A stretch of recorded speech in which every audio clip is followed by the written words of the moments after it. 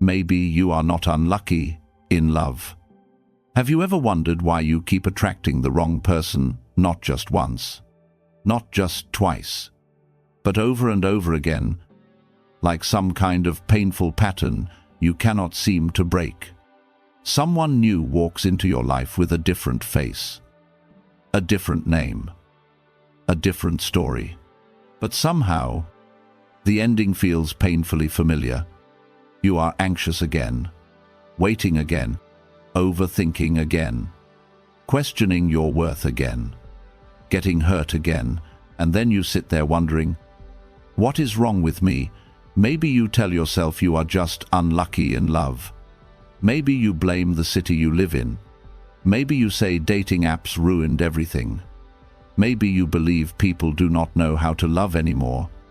And maybe a part of that is true. But what if the real problem is not only them? What if the kind of love you keep attracting is connected to something much deeper inside you? This is where the psychology of belief begins. You do not just love with your heart. You love through everything you believe about yourself. If deep down you believe you are hard to love, you may feel drawn to people who make you prove your worth. If you believe love has to hurt to be real, you may confuse chaos with passion. If you believe you need someone else to complete you, you may walk into love like someone gasping for air. Carl Jung once said that until you make the unconscious conscious, it will direct your life and you will call it fate. So maybe you are not meeting the wrong people because you are cursed. Maybe your old wounds are choosing for you.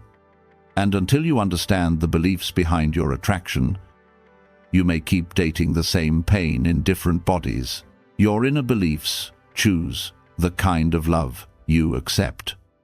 You do not choose love only with your eyes, your emotions, or a few weekend dates at some cute coffee shop downtown. You choose love through a belief system that was built inside you long before that person ever showed up. Maybe it came from the way you were loved as a child. Maybe it came from the first time someone left without explanation. Maybe it came from an old relationship that taught you love is supposed to hurt. Maybe it came from years of feeling like you had to work hard just to be noticed. And then you grow up thinking you are making free choices. But a lot of the time, you are only choosing what feels familiar. If you are used to being ignored, someone emotionally unavailable may feel exciting. If you are used to proving your worth, someone hard to love may feel like a challenge. If you have been abandoned before, someone hot and cold may make you addicted to the waiting. That is the dangerous part. Familiar does not always mean healthy. Someone stable, kind, emotionally clear, and consistent might feel boring to you. Meanwhile, someone who makes you anxious all day can make your heart race. But a racing heart is not always love. Sometimes it is just your nervous system recognizing an old kind of pain. Socrates once said that the unexamined life is not worth living. And in love, the unexamined heart will keep choosing the same wound, just with a different face. You may think you are starting a new relationship, but if you never examine the beliefs underneath your attraction, you may only be walking into the next version of the same lesson, and life has no problem teaching you the same lesson again. The real question is whether you are finally willing to wake up. Unhappy people often attract other unhappy people. Unhappy people often feel drawn to other unhappy people. That sounds harsh, but look around. You can see it everywhere. Two emotionally empty people meet each other and think it must be fate. They say, "Finally, someone understands me." But sometimes, that is not love. Sometimes, it is just two wounds recognizing each other. A lonely person can easily be pulled toward another lonely person, An insecure person can easily feel connected to someone who is also unstable. Someone who does not know how to love themselves can easily choose someone who does not know how to love in a healthy way. At first, it can feel intense. Late-night texts, long phone calls, deep confessions.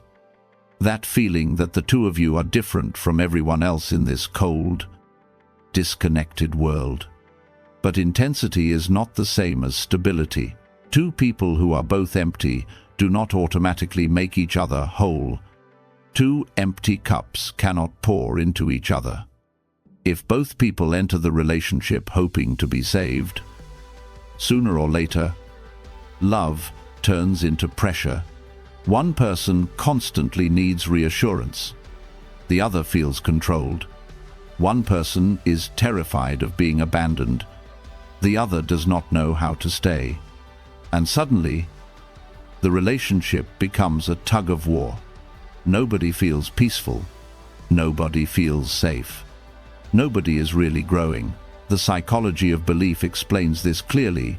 When you believe you are incomplete, you start looking for someone to fill the emptiness. But the person you choose from emptiness often does not come to heal you. They come to reflect that emptiness back to you. So do not confuse shared pain with real compatibility. Someone may understand your pain and still not be healthy enough to love you the right way. Do not look for love just because you are afraid of being alone. If you are looking for a relationship only because you are afraid of being alone, then you are not really looking for love. You are looking for pain relief. You want someone to text you good morning so you can feel important. You want someone to ask if you ate today so you can cover up the emptiness inside. You want someone sitting next to you in a small apartment on a quiet Sunday night, just so you do not have to hear the loneliness in your own head. In America, people can have hundreds of options on dating apps. Swipe left, swipe right, match, unmatch, go on a brunch date, meet someone new next weekend. But somehow, with all those options, so many people still feel emptier than ever, because they are not really looking for a person. They are looking for validation. And when you enter love from a place of lack, the other person easily becomes a tool to make you feel less lonely, a tool to make you feel attractive, a tool to help you forget your ex, a tool to keep you from facing yourself. But nobody was born to be a band-aid for a wound you refuse to heal. At first, you may call it love, but slowly, it turns into demands. Why did you not text me faster? Why do I not feel safe with you? Why are you not making me happy? Listen closely. That is not love anymore. That is dependency dressed up as romance. Another person can love you, but they cannot carry the inner life you refuse to face. They can hold your hand, but they cannot live your life for you. They can be beside you, but they cannot fill a hole you keep digging deeper. Love is not a place to hide from loneliness. Love becomes beautiful only when you enter it as someone who has started learning how to stand on their own. Learn to be happy alone before you love someone. Being alone is not failure. It is a test of whether you can actually live with yourself.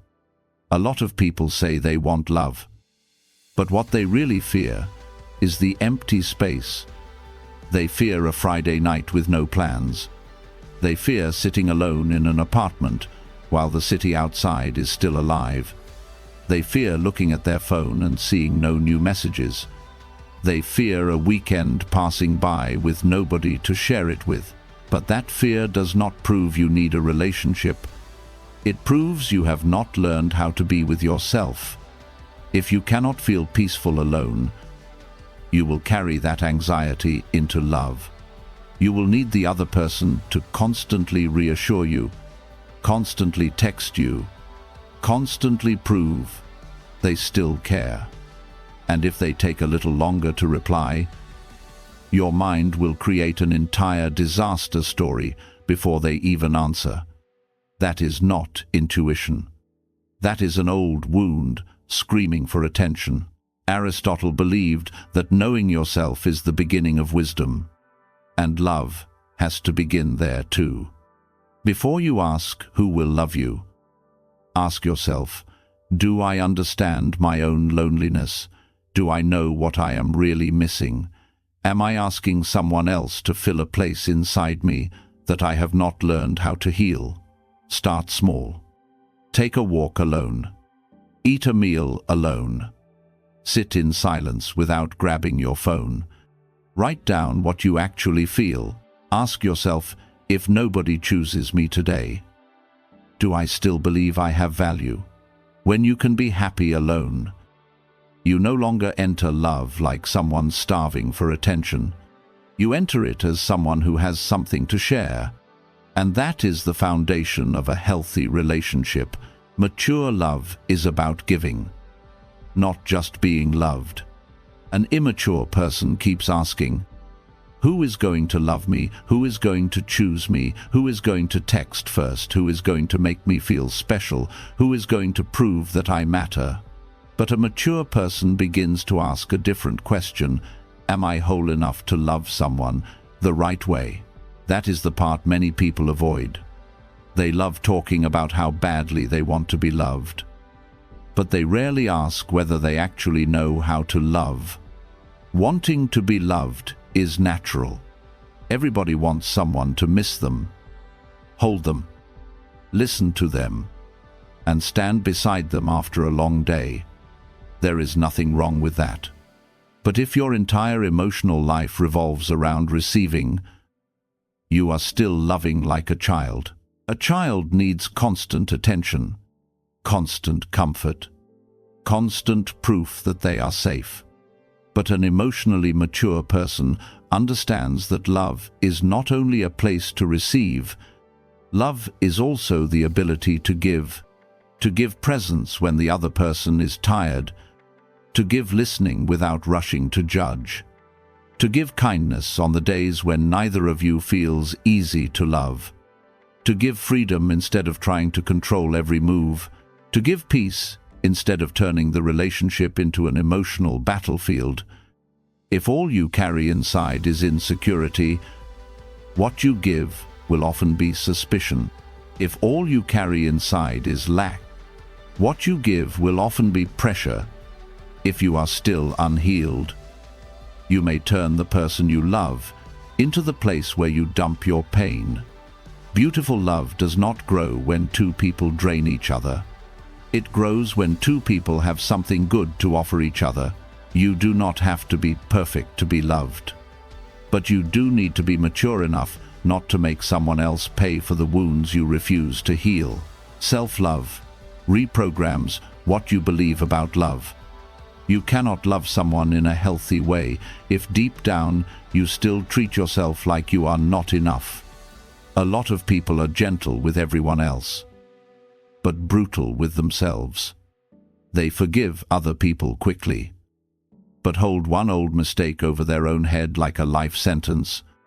They can comfort a friend after a breakup, but when it happens to them, they call themselves stupid, weak, unlovable, and easy to leave. Then they enter a relationship and wonder why they feel so insecure. The answer is simple. The way you treat yourself becomes the way you interpret the love other people give you. If you do not believe you are worthy, you will question the person who loves you. If they are kind, you wonder what they want. If they love you gently, it feels unfamiliar. If they stay, you still fear they might leave tomorrow. If you cannot forgive yourself, it becomes harder to forgive someone else. If you constantly abandon yourself, you will panic every time your partner needs space. That is the psychology of belief in love. Your beliefs do not just sit quietly in your mind. They shape your standards, your reactions, your choices, and the kind of people you allow into your life. Self-love is not posting a quote online and then continuing to live like your own enemy. Self-love is learning to say, I made mistakes, but I am not worthless. I was weak before, but I can grow. I have been hurt, but I do not have to turn that pain into my identity. When your belief shifts from I need to be chosen to have value to I have value, so I choose the love that is right for me, everything changes. You stop begging for love. You start choosing love. When your beliefs change, the love you attract changes too. When you change what you believe about yourself, you do not just change your thoughts. You change the kind of love you are willing to accept. Before, maybe someone emotionally unavailable felt exciting to you. Now, you see it for what it is, emotional immaturity.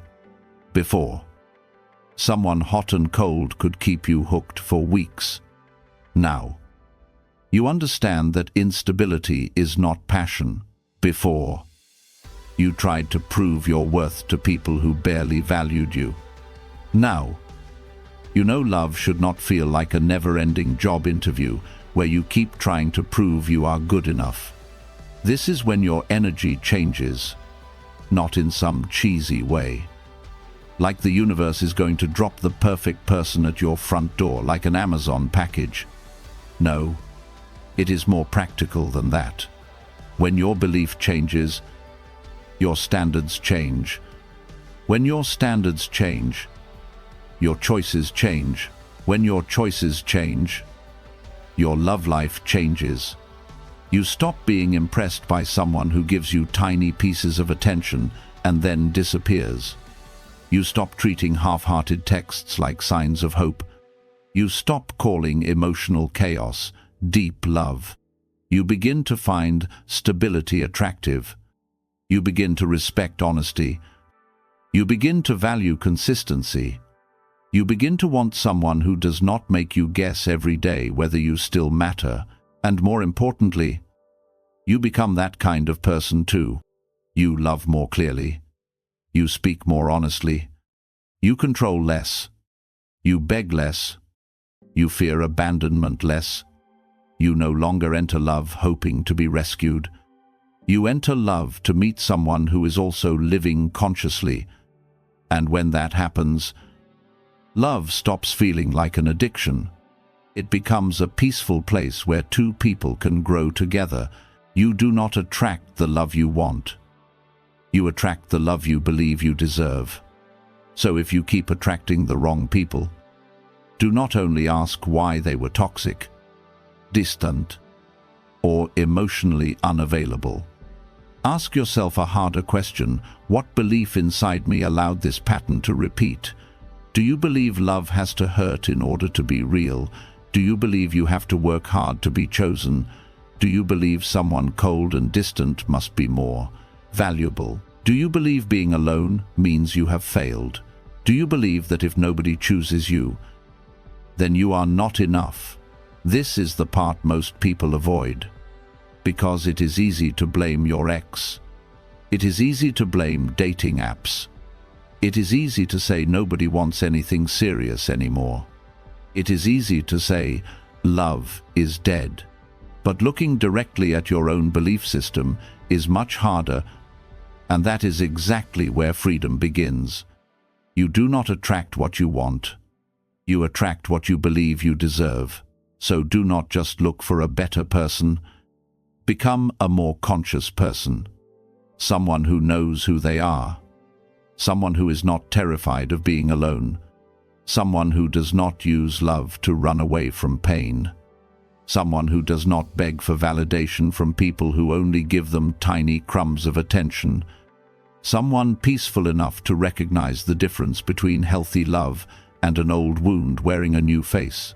When you change what you believe about yourself, the love you allow into your life changes too. You stop chasing chaos. You stop calling anxiety passion. You stop mistaking distance for depth. And you begin choosing the kind of love that does not make you smaller, but helps you become more honest, more grounded, and more at peace with who you really are. If this video made you look at the way you love, subscribe to the channel and comment one word, love, if you want to begin again from within.